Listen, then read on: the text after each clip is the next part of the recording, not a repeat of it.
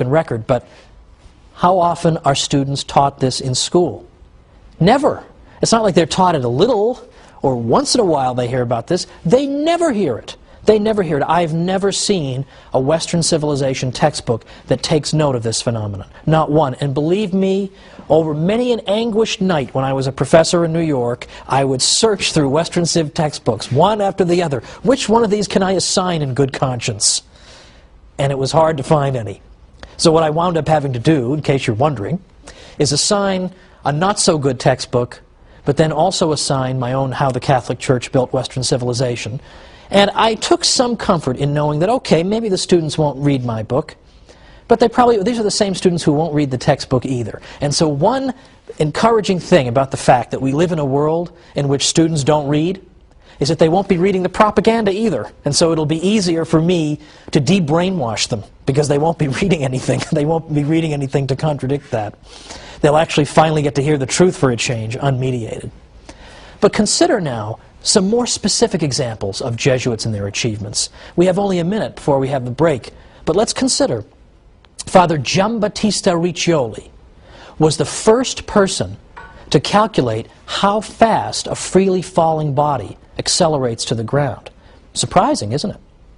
Father Francesco Grimaldi first discovered and named the phenomenon of the diffraction of light. Now, Father Francesco Grimaldi, you may be thinking about pasta sauce, but that's Francesco Rinaldi, and I'm sure Francesco Grimaldi would be appalled at that sauce. But what's interesting about the two of them is that they worked together to produce a selenograph, which is a detailed description, or pardon me, a detailed map, in effect, of the surface of the moon, depicting all the various aspects of it. And their selenograph adorns the entrance to this day to the National Air and Space Museum in Washington, D.C. These were not stupid idiots. Now, there are still other scientists we have to cover, and we'll be getting to them a little bit after the break. But for now, let's just note that it isn't just that we've got a bunch of scattered scientists here and there. It's that in practically every scientific discipline, there are priests who are involved, not just Catholic laymen, but priests who occupy this most important vocation in the Church. So join me in a minute. Let's keep doing some myth-busting.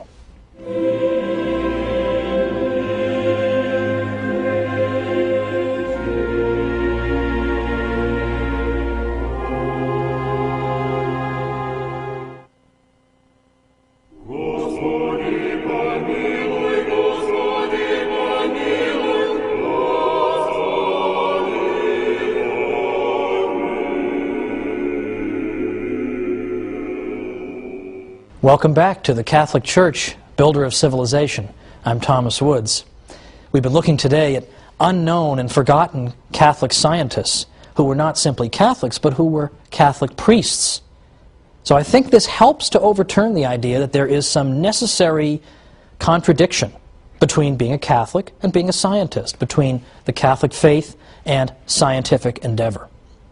Now, any one of the people that I've mentioned up to now, and whom I will mention in a moment, would make the subject of an excellent term paper or book. And yet, astonishingly little is written about these great Jesuit scientists. In fact, can you believe there is nothing in the English language, there is no systematic study in the English language of the Jesuit scientists? There's no book on the subject. So graduate students out there, here's your project. Okay, you get your job somewhere. We need you to start working on this, because this is a lost and forgotten chapter in the history of Western civilization, and it doesn't deserve to be. These men deserve better, and the Catholic Church deserves better, because we would go a long way toward overturning a lot of this mythology if people simply knew some of this information. But unfortunately, they don't. You have to be some kind of a code breaker to figure it out, to find it in the midst of all the nonsense out there in the world. And there are books on every bizarre subject under the sun, hundreds of them on everything, nothing on the Jesuit scientists, and yet it would be a work of many volumes to write this stuff. But it needs to be done. Somebody should do it. I don't want to do it. It would take too long, and I don't have time, but I want somebody to do it. It's an important project. Let's consider another Jesuit in the modern period, Father Athanasius Kircher. My confirmation name is Athanasius, so I have a certain kinship to Father Kircher. Among other things, he's considered to be the father of Egyptology. Maybe a new word, but it simply means the study of ancient Egypt. And Father Kircher is known as the father of Egyptology because of his great scholarly work, and he did that work even before we discovered the so-called Rosetta Stone, which helped us to decode and decipher the various hieroglyphic symbols. In fact, it was because of Father Kircher's work that when we did find the Rosetta Stone, scholars knew what to look for and knew how to approach the subject. He's been called the master of 100 arts, and a historian writing as recently as 2003 said that Father Kircher is one of the few people of whom it can be justly said that all knowledge was his domain. Astonishing, we've never heard of this guy. His work in chemistry helped to debunk alchemy, which was this sort of phony science that alleged that you could take base metals and somehow transmute them into gold. There were serious scientists, even Isaac Newton and Boyle, who took this seriously. And it was Father Athanasius Kircher who helped to throw cold water on it. Again, forgotten, down the Orwellian memory hole. Roger Boscovich was a Catholic priest who is known to many as the father of atomic theory. In fact, Werner Heisenberg, in the 20th century, of Heisenberg uncertainty principle fame for all you scientists out there, gave a paper in which he praised and honored Father Boscovich. And a great many other scientists have also pointed to him in the 18th century as being the father of atomic theory. He's been called the greatest genius Yugoslavia ever produced, and yet forgotten. Let's consider the study of earthquakes, seismology. The Jesuits were particularly well placed to study seismology because they had universities all over the United States and, of course, indeed around the world. So they could build up seismographic equipment at these various universities and collect data about earthquakes and then bring it all together and systematize it and examine it from a central location. So they began in the early 20th century building seismological stations at their universities across the United States. Now, let's also consider, by the way, that it was a Jesuit who wrote the very first book on seismology in the United States. The first textbook on seismology in the United States was written in 1936 by Father J.B. McIlwain. Father McIlwain, by the way, has a medal named after him. Every year, the American Geophysical Union awards a medal to an aspiring young geophysicist. And that medal is named after Father McIlwain, the great Jesuit who wrote the first such textbook in America and who also served as the president of the American Geophysical Union.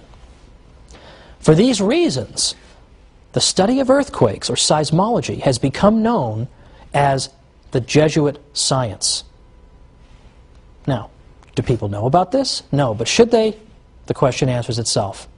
What else did the Jesuits do, though? Sure, they were studying about earthquakes and measuring freely falling bodies and studying ancient Egypt and studying chemistry. So what have you done for us lately?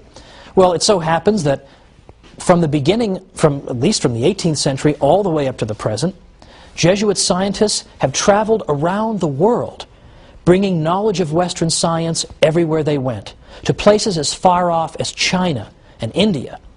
They built up, in effect, the scientific infrastructure of a great many countries around the world, ranging all the way from Ecuador to the Philippines and beyond.